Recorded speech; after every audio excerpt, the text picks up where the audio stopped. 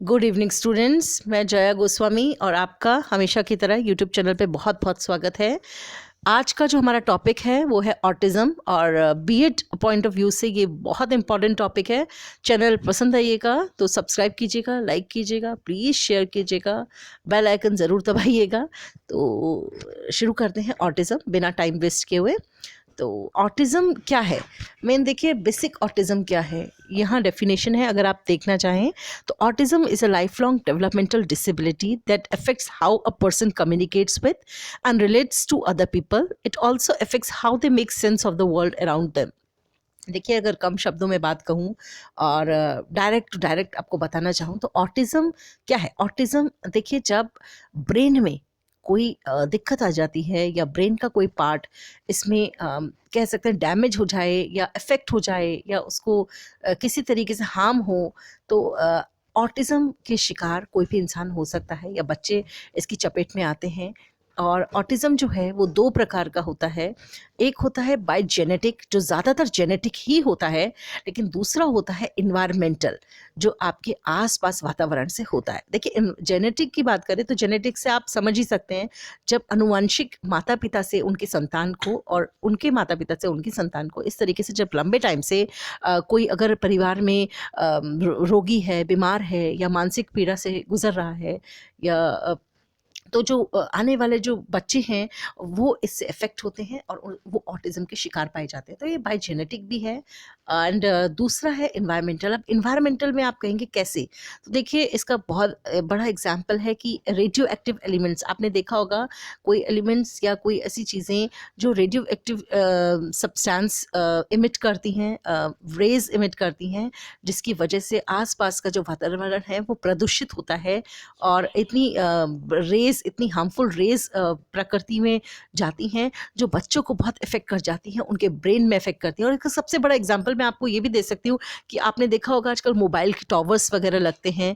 तो देखिए, ये कुछ हद तक तो बेहतर है कि आपको सुविधाएं देती है, लेकिन दूसरी तरफ ये कुछ रेडियो एक्टिव ऐसे एलिमेंट्स छोड़ती हैं, वेव्स छोड़ती हैं, तरंगे छोड़ती हैं, जो आपके ब्रेन के लिए बिल्कुल भी अच्छा नहीं है। आपको कहा जाता है कि मोबाइल को दूर रख के सोइए या मोबाइल को पास में मत रखिए या सोते समय सिरहाने पे नहीं रखिए। तो इसका क्या मतलब है? इसका मतलब यही है कि इनमें से भी कुछ ऐसी रेज निकलती हैं जो आपके ब्रेन के लिए, आपके हार्ट के लिए अच्छी नहीं है। ये साइंस ने प्रूव कर चुका है, आप हर जगह ये पढ़ते हैं, जानते हैं, सीखते हैं, लेकिन फिर भी हम इस चीज़ों में लापरवाही बरतते हैं। तो ये कुछ इन्वायरमेंटल फैक्टर्स हो गए और कुछ जेनेटिक फैक्टर्स। तो ये जो जन्म देता है, ये देता है आपका ऑटिज़म को। ऑटिज़म में ये ब्रेन के पार्ट्स को अफेक्ट करता है, न्यूरो से रिलेटेड ये बीमारी है।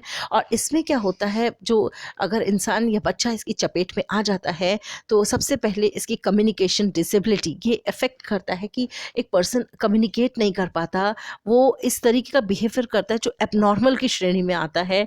एंड इसमें उसको अब वो अपनी जितनी भी भावनाएं हैं, इमोशंस हैं, उसको कम्युनिकेट नहीं कर पाता, उसको एक तरह से आप कहें तो दूसरे को दिखा नहीं पाता, जता नहीं पाता और सोशल इंटरेक्शन नहीं कर पाता। तो इसमें ये डिसेबल्ड पाया जाता है। तो इस तरीके के बच्चे जो होते हैं, और ये लाइफ लॉन्ग है, ये लाइफ भर रहता है, ये क्योरेबल नहीं है ज़्यादातर ऑटिज़म। और ये कुछ बच्चे इसी की श्रेणी में आते हैं और इनको ऑटिज़म कहा जाता है। देखिए, ऑटिज़म में परेशानी क्या है? ऑटिज़म की सबसे बड़ी परेशानी थी कि brain is the most important part of our body which controls all the parts of the body. ठीक है, सबका सब जो जितना भी बॉडी पार्ट्स को कंट्रोल करता है वो मेन काम किसका है? ब्रेन का है। और जब ब्रेन ही अफेक्ट हो जाएगा तो देखिए आपके बॉडी मूवमेंट्स कैसे चलेंगे? क्या कोई भी बॉडी आपके हिसाब से चलेगी? अब मान लीजिए आपका एक हाथ है, आप फिंगर को ऊपर उठाना चाहते हैं, तो देखिए आप फिंगर को डायरेक्ट नहीं उठाते हैं, आपके पहले वो ब्रेन में मैसेज जाता है। ठीक है, जो ब्रेन है फिर वो सबको कमांड करता है, सारे ऑर्गन सेंसरी मोटर्स को कमांड करता है और इस वजह से आप अपना हाथ उठा पाते हैं। आपके एक एक बॉडी के जो भी पार्ट्स होते हैं वो ब्रेन के बिना बिल्कुल नहीं हो सकते। आपने न्यूरो से रिलेटेड बीमार व्यक्ति को देखा होगा या कई लोग कॉमा में चले जाते हैं, तो वो लोग अगर उनका ब्रेन डेड हो जाता है या ब्रेन काम करना बंद कर देता है तो उनके बॉडी के पार्ट्स भी धीरे धीरे खत्म होते जाते हैं।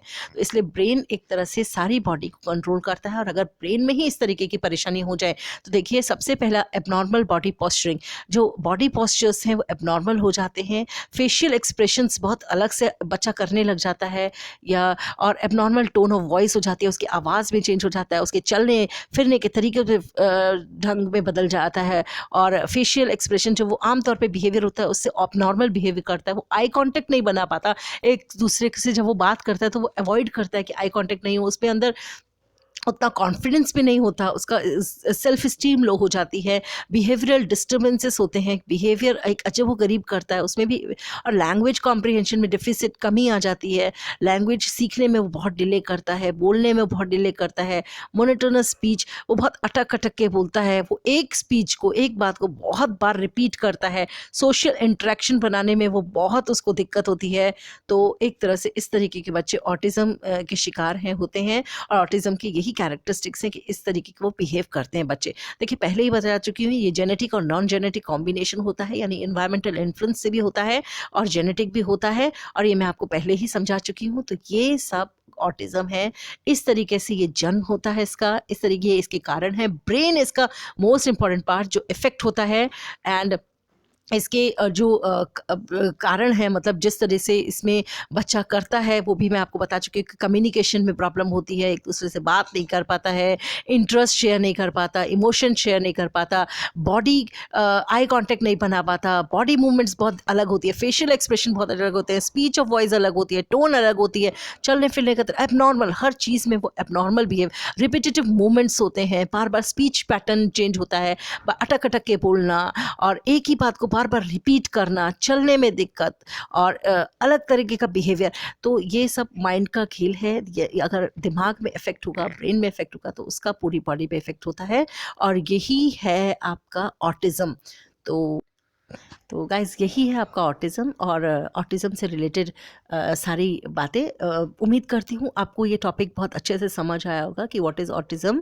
और आप एक एग्जांपल मैं और देना चाहूँगी कि आपने एक मूवी देखी है जिसका नाम है बर्फ़ी, तो उसमें प्रियंका चोपड़ा ने बहुत ही अच्छी अदाकारी की है, और उसने एक ऑटिज़म की भूमिका निभाई है कि ऑटिज़म उसने बताया है, उसके चलने का तरीका आप देखिएगा, अगर उस मूवी को आप देख लें तो आप